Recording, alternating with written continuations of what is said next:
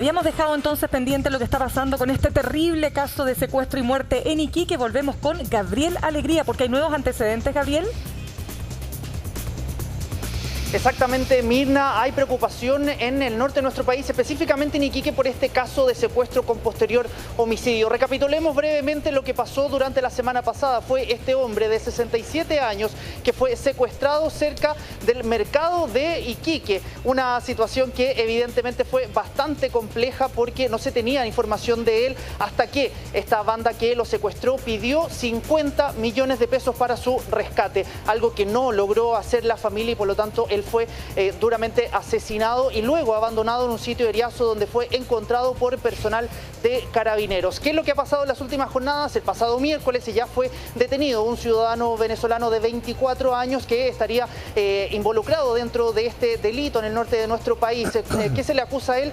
De encubrir en definitiva a esta banda que secuestró y luego asesinó a este hombre de 67 años. En los próximos minutos, Mirna Ángeles, tendremos mayores antecedentes de los otros dos detenidos que ya están en posesiones de Carabineros de Chile para poder tener mayores antecedentes. Sería una banda bastante más grande que estas tres personas y por lo tanto ahí podríamos tener mayores antecedentes de qué fue lo que pasó y quiénes son realmente los implicados en este secuestro y posterior homicidio en la ciudad de Iquique, en el norte de nuestro país. Y vamos a ver entonces cómo funciona la justicia allí, cómo se aplican las sanciones correspondientes, ¿no? Y qué tan ejemplificadoras van a ser también, que era uno de los temas que ponían los abogados sobre el tapete, que esto sirva de antecedente finalmente para que no se sigan repitiendo estos hechos y evitar esta propagación, ¿no? Como en otros casos, como lo hemos visto, en otras instancias y delitos policiales. Gracias, Gabriel.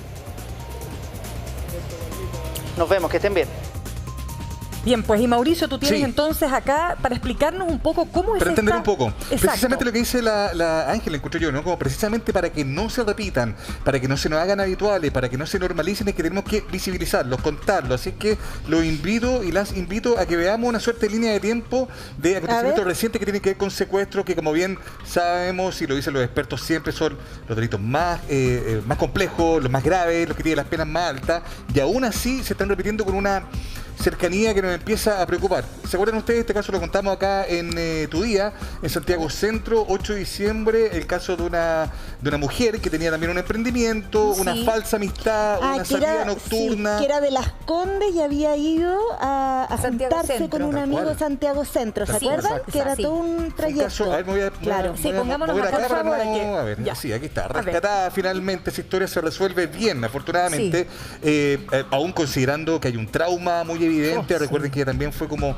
de algún modo torturada, y digo torturada en términos psicológicos, ¿no? Y afectada por esta situación. Oye, 150 millones de pesos, ella, 2 hijos pidiéndole la plata al ex marido. Tal cual. Me dicen que me vaya adelante. Bueno, ¿qué quieres? Me están saludando. Aquí estoy, ya. Queremos que te llegue la luz. Es que ahí te llega la sombra, po, hijo. Dígame usted, yo me ubico. Ahí. Quédese ahí. Vale, aquí está justo atrás mío Iquique, el 9 de enero es el caso que ya bien sabemos es el más grave, el que nos estaba contando Gabriel Alegría también, ¿no? Ya hay 3 detenidos a esta altura del día. Sabemos también algunos antecedentes que son muy preliminares para dar cuenta, por ejemplo, de nacionalidades, otro tipo de cosas involucradas. Yo creo que hay que tener harto cuidado precisamente para no estigmatizar y no instalar la idea de que esto es algo que viene necesariamente de afuera. No lo sabemos a ciencia cierta. Yo creo que hay que tener algún recaudo de aquello. Es el secuestro de un comerciante, ¿no? Bien digo, ahí está, de un comerciante en Iquique, un hombre de 67 años, que como bien sabemos fue el caso que más nos espantó. Me acuerdo ahí, tú misma comenzó la semana como una sensación de como terrible. Esto no puede estar pasando, sí está pasando, y la verdad que con una, insisto, con una frecuencia que nos empieza a preocupar. Un tercer caso, el Lampa, esto también lo conocimos en los últimos días, tiene que ver también con una persona que logró escapar de una manera bien como cinematográfica, digamos, ¿no? Pero también un caso que se está sumando a todo este relato de secuestro que se están dando en Chile en los últimos días. Y un caso que se mantiene activo en Recoleta también tiene que ver con el mismo relato de una frecuencia de un delito, digamos, que claramente no queremos que se nos haga tan habitual, ¿no? Está activo eso. ese. Es muy importante. Sí. Bueno, bien, a propósito de esta línea de tiempo, ¿no? Que desde un mes, imagínate, en un mes, más o menos, un poquitito más de un mes, se han registrado al menos 4 casos que nosotros conocemos, quizás Tremendo. cuánto más hay que finalmente desconocemos, esta cifra negra de la que tanto se habla. Queremos profundizar en este tema, queremos conversar con un experto, queremos conversar con el oficial en retiro de Carabineros, ex integrante del OS9, Claudio Carrera, que ya está con nosotros a través de vía remota. ¿Cómo está, Claudio? Hola, Ángela, muy buenos días, un gusto de acompañarlos y tratar de dar algunas luces en relación a este fenómeno que hoy día estamos observando. Sí. Claudio, como oficial en retiro de Carabineros y de acuerdo a su experiencia, esta situación, ¿qué tan grave puede llegar a ser? Porque hoy día la vemos gravísima, pero ¿dónde debiésemos poner el foco y el freno ahora?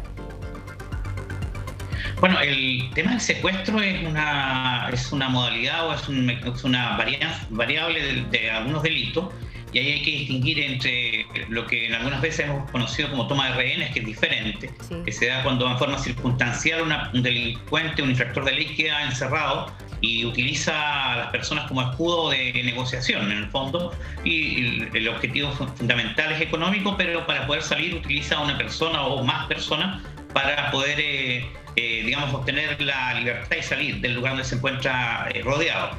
Y eso es diferente al secuestro en sí, donde el objetivo central, ¿cierto?, es la persona, o sea, secuestrar a una persona para que a través de la extorsión obtener los recursos. Ahora, esta modalidad en los 90 se observó sobre todo en lo que fue la subcultura del narcotráfico, que se daba mucho entre ellos y se pedían algunas ¿cómo se llama?, o los requerimientos eran como bien específicos, por eso uno sabía que se trataba generalmente entre ellos, las denuncias no llegaban directamente a los tribunales o al Ministerio Público, porque muchas veces lo solucionaban ellos entre las propias bandas. Claro. Y digo esto porque, por ejemplo, lo que pedían era, no sé, 3 kilos de cocaína, 1 kilo de oro y 10 millones de pesos. O sea, nadie tiene oro guardado en su casa, salvo muchas veces las organizaciones criminales, que es como el seguro que tienen en el fondo para poder obtener algo que respalde el efectivo que después podrían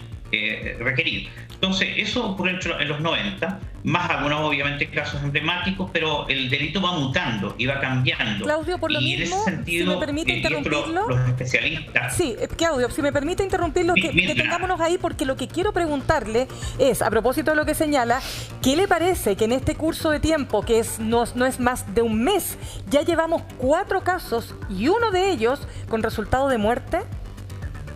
Sí, o sea, me sorprende porque como yo hoy día estoy en otra, digamos, área de desarrollo profesional, por lo tanto no tengo acceso a las situaciones contingentes, pero como espectador a uno sin duda lo preocupa porque efectivamente se está dando cuenta de una modalidad que tal vez desconocemos, pero también habría que hacer un análisis en el sentido de lo que escuchaba hace poco al doctor Mañalich explicar, en el sentido también de lo que pasó con la pandemia. Porque el tema del narcotráfico, efectivamente, esto lo dicen los expertos, no solamente en Chile, sino a nivel mundial, frente a situaciones de crisis, siempre el que obtiene una suculenta ganancia son los narcotraficantes, porque los policías están dedicados a las situaciones de contingencia, terremotos, desastres, catástrofes, etcétera, y dejan de dedicarse en su potencial investigativo al narcotráfico. Recuerdo algunos autores en el ámbito de la investigación decían que el narcotráfico es el motor de la delincuencia. Es el motor de la delincuencia, porque ahí está el líquido en el fondo. Recordemos la alianza entre las FARC, ¿cierto? O los paramilitares en Colombia con los narcotraficantes. En el fondo, ellos les proveían de las armas, de la logística, los vehículos, aviones, etcétera, para poder realizar las actividades políticas o de terrorismo que los otros necesitaban. O sea, esa alianza está. Entonces, el hecho que aparezca en esta modalidad hoy día, con esta digamos, casuística tan interesante, interesante lamentablemente con una persona fallecida, pero hay que observarla y hay que hacer las asociaciones, porque habría que hacer mucha más análisis de inteligencia, porque probablemente ahí se desconocen y están empezando a emerger, pero la pandemia lo que hace es agudizar y reducir los tiempos. O sea, nosotros desde el punto de vista país teníamos una realidad antes de la pandemia, y este confinamiento que tuvimos y centrarnos también en la mantención del orden público y otras actividades como normas de sanitarias. Recordemos que las fuerzas armadas y de orden cumplían funciones sanitarias de control. Por lo tanto, es probable que se hayan reducido los tiempos, y si Chile tenía una distancia con otras realidades del narcotráfico en Latinoamérica, esa distancia... Bueno, y en eso también entra parte de la reflexión con respecto a lo que ocurrió en el estallido social y el movimiento de ciertas bandas. Pero yo quería detenerme un poco también en el caso del norte del país, pensando en la frontera, pensando también en el factor migración, si usted lo considera o no importante en particular en este caso, pero también en qué motiva una cuestión como esta. Entiendo por lo que he podido leer de lo que explican las autoridades policiales en el territorio, tiene que ver también con que muchas veces cuando la policía logra incautar droga o logra detener ciertos traspasos de material bélico, al final del día cuando pierde plata la banda, tiene que buscarla de otra forma y contrata grupos que se dedican justamente a buscar plata, y lamentablemente una de las fórmulas es secuestrar y pedirla a cambio. Entonces, ¿cuáles son, cree usted, o no, si nos puede explicar cuáles son los incentivos que existen detrás de hacer este tipo de delitos? Bueno, el hecho que pensemos es que hoy día, y seguimos estando en pandemia, entonces hay una situación propia que, digamos, de la movilidad, los registros, etcétera, los aforos y otros elementos que van en contra de la acción criminal. De alguna forma hay un registro, un control de las personas, y entonces hace más difícil acceder porque hay esferas de resguardo que son más intensas desde el punto de vista humano.